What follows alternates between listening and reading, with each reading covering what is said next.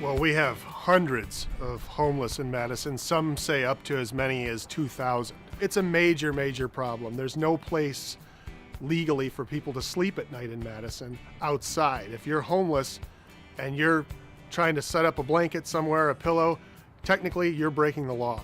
I kept thinking to myself, I'm a fairly smart person, I had a college education, and I would reflect almost every day, how did I get here? How did it, what could I have done differently? The lowest point was, I've got all this work experience, trade school degree, some college, applied for a dozen jobs in Milwaukee for factory work, still couldn't get in. The idea of people just having to shuffle and hide to try to find a place to sleep at night, it just shouldn't be that way. There's got to be a better way.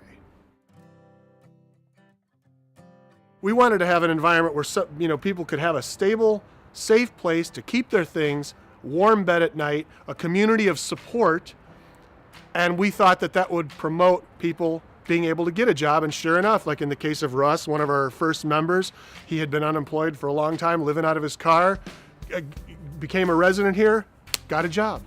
A lot of the homelessness I see is what's happening on State Street or around near the Capitol. From that perspective, there doesn't seem to be a solution. I see it every day, and that's hard to deal with and hard to see. But coming here, I see a solution and I see something being done about it. Occupy got this property, and this is OM Village. It's short for Occupy Madison Village, and this is my permanent home from right now. This property back in 2014 was an old mechanical gas station shop, like 50s, 60s model. Nothing maintained, nothing kept up the code.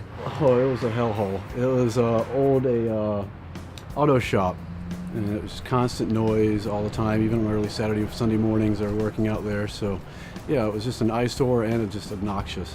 We added a new roof, new ceiling, new lights, new electricity. The shop got volunteered items as wood making, cutting equipment. Retail store. We have potlucks every Saturday that anybody can come to. Also, kids groups. We have Girl Scouts, Boy Scouts, the Boys Club.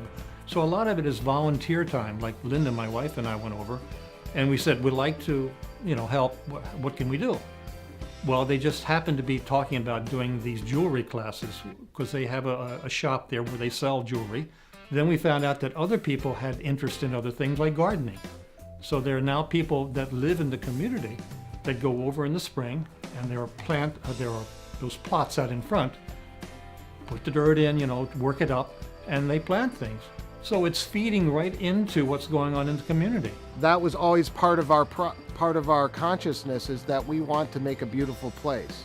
We don't want it to affect people's land values. If anything, I think it might have improved it. I don't think there's enough data out there, but we've built a very good place where neighbors are spending time here. So I sort of joke around that we've been visited so much that we actually might be adding to the Madison economy. We've become sort of a small tourist attraction. I'm in the process of selling my house, trying to sell my house right now in an adjacent neighborhood. And I can tell you that the house prices in this neighborhood are rising faster than in my neighborhood. I just actually had my house assessed last year for a mortgage, and it's gone up since I purchased it 5 years ago. So each year I get a tax bill based on the appraised value of the home. I've never had the bill go down. It always went up. Obviously there's objections, obviously there's concerns, obviously there's language that needs to be written to bridge the gap between what we have and what we need to have. But we need to start as a fundamental foundation of we should and can do this. And we just need to figure out how, as opposed to we can't and we mustn't do this and we just need to figure out how to stop it.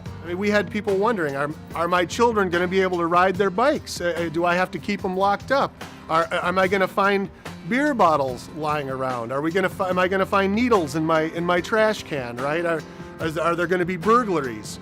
When people were asking these questions and raising these objections, they weren't being completely hateful and irrational. They are homeowners in a safe neighborhood, and they want to keep it a nice, safe neighborhood. So I respect that. So what we did is, as we heard their complaints and their concerns, we one by one, we addressed how do we deal with that? How do we make sure that the people living here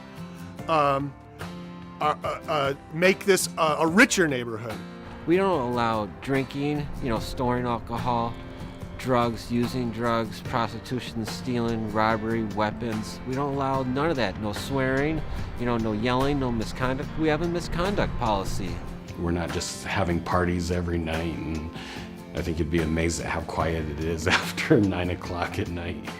But I think in the first year, there was a lot of concern that police calls would go up. We had no police calls. In our first year, 0 police calls.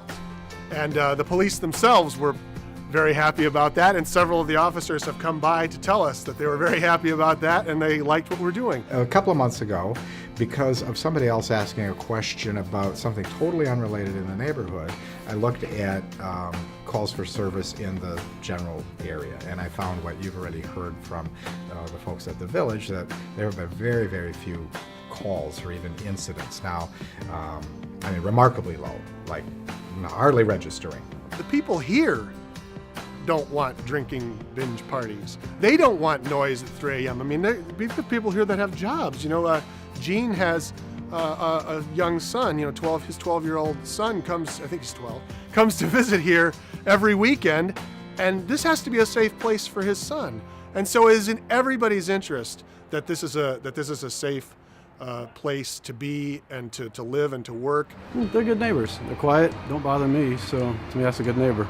I park next to them every day, and I walk out to my car late at night, and I feel like they're just a positive member of the community and a good neighbor. So that's how I feel about it. I mean, they're doing their thing, and I'm supportive of that. And what's the consensus of the council now? Now that you've had an opportunity to see the village in Well, operation? I'll be perfectly honest, I don't talk to them about it. It's just a non-issue. It exists. It's part of a fabric of our community. We have a lot of other conversations the council has, in other neighborhoods and other communities, and this one just isn't rising to any awareness level just because it's been successful and it's been doing its job. I think after a year, many of our most vocal critics have now come around and said, yeah, I was skeptical, I was concerned, but it's actually, they're doing a nice job over there. It's actually a nice place. And that's exactly what we wanted. That's what we were going for. I was initially opposed to it. It's just a knee-jerk reaction, kind of a not in my backyard kind of thing, but after I've seen what they've done, it's a beautiful thing, and I like it. We feel good about it. I hope it grows. I hope other communities can see the value of providing a place for people to get back on track. And who knows, this program may take off and be other parts of the city. I don't know. But I'm really glad it's here. We're starting something. We're starting to help the homeless people have housing. We want to change the city. We want to make it safer. I can go to work and come home, and I'm home with my new family, and I love it. I can't even begin to express. I mean, I'm very, very grateful for the opportunity. I can't even begin. I don't even have the words to express how great this is.